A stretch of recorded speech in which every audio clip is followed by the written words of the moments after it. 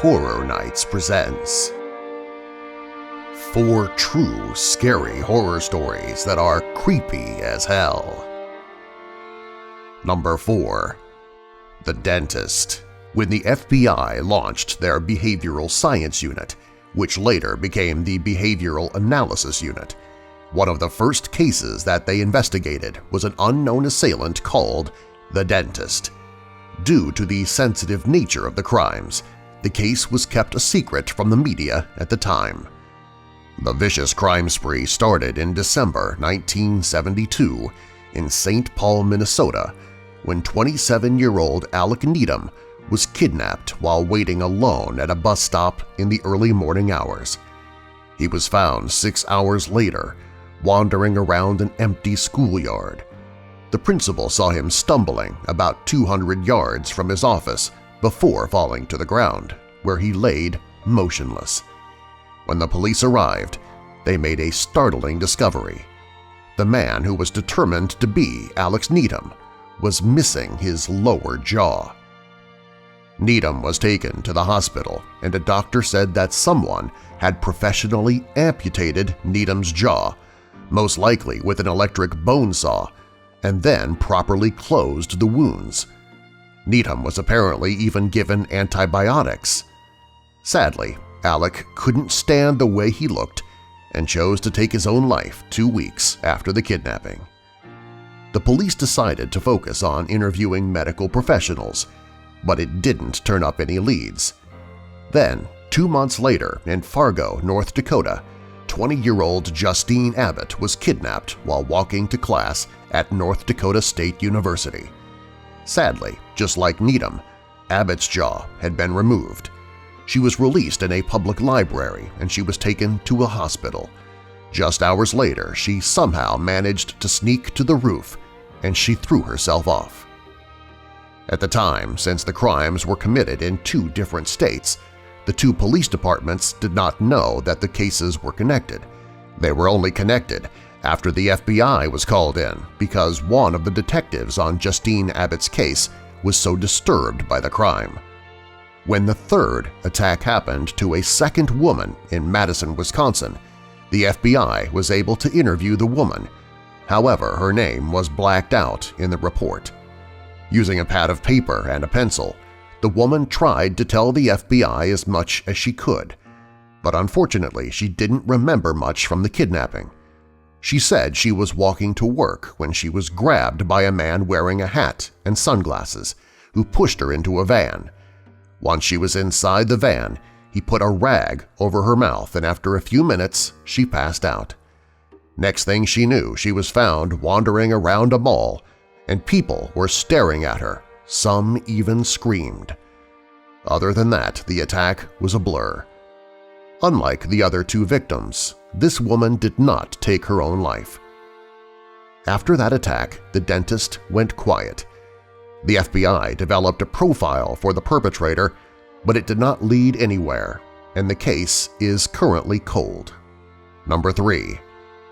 Martin Taylor and the Candiru Fish. On July 3, 2008, 50-year-old machinist Martin Taylor was enjoying a leisurely afternoon, watching television and dozing on his couch in his apartment in Seattle, Washington. There was a knock at the door, and when he opened it, he was shocked with a stun gun. He fell to the floor and saw 3 people come into his apartment. He felt himself being handcuffed, and then a cloth that was wet with a horrid-smelling substance was placed over his mouth and nose. He tried to fight off his attackers, but it was no use. A short time later, he wasn't sure how much longer, but when he woke up, his body felt like it was in water. When he finally came to, he realized that he was stuck in a plastic barrel and there was a lid on it with a hole cut for his head. He tried to move his head, but the lid had his neck locked like he was in a set of medieval stocks. He tried to move his hands and feet, but they were shackled.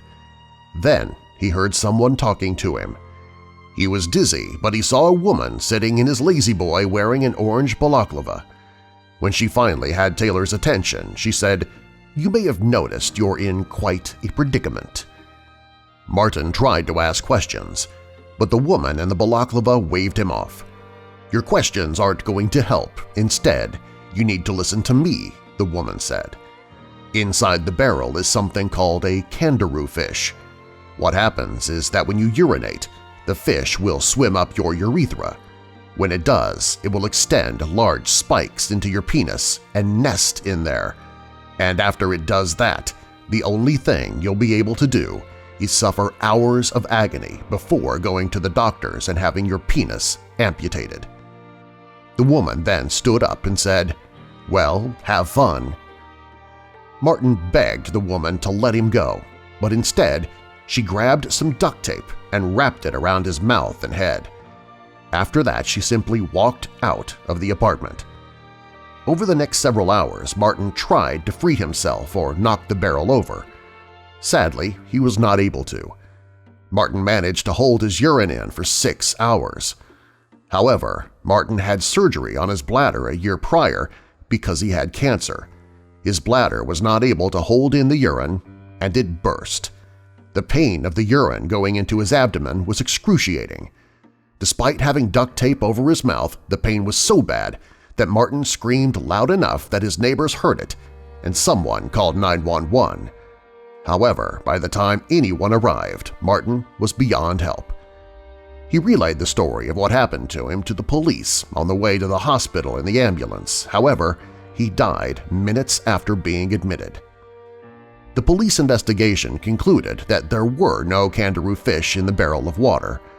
Also, when they looked up information about the fish, they found out that Candiru fish do not swim up the urethra. It is only a myth. Finally, they believed that Martin was probably targeted in a case of mistaken identity. Martin Taylor lived in apartment building 114. However, in apartment 112, there was a registered sex offender named Taylor Martin. Number 2. The Children of the Black Forest. In 1927, there was a rash of children who disappeared in Freiburg in Breisgau, Germany. The 4 children, who ranged in age from 10 to 12, disappeared over the course of 4 months. All of them were playing on the edge of the Black Forest. According to witnesses who were other children, the missing children wandered into the forest after they heard music coming from the trees. The forest was searched, but no trace of the children could be found.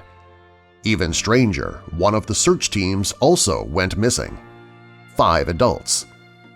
The citizens of the city were now terrified of the forest. However, the parents of the 4 children refused to stop searching. 3 days after the search party vanished, one of the parents ran into town in a panic. The police followed the woman, and she led them to a horrible scene in the forest. The 5 members of the search party were all dead. All of their bodies were badly beaten and laying on the ground. The police looked around the murder scene and concluded that rocks had been the murder weapons. There were many that were covered in blood. They also noticed that the area was full of little footprints. In total, they found the footprints of at least 9 different people. All of them were small or even child size. Unfortunately, the children have never been found, and it is unclear if they were responsible for the death of the search party. However, it does raise the question, if they are the murderers, then who did the other 5 footprints belong to? Number 1. The Minister's Daughters. On October 30th, 2000, there were 5 kidnappings in 5 different cities in the United States. They happened in Grand Forks, North Dakota, Mobile, Alabama, Idaho Falls, Idaho, Detroit, Michigan, and El Paso, Texas. The kidnappings would have never been connected had it not been for some eerie similarities. Notably, all the children who were kidnapped were 12 years old, and all of them were either the son or daughter of a Christian minister. Finally, all of them vanished in broad daylight without a trace. The FBI was called in, and at the time, they couldn't be certain that the crimes were connected. To pull off 5 daylight kidnappings in 5 different parts of the country would have taken a lot of skill and planning. However, nothing with the case would be confirmed for 6 years.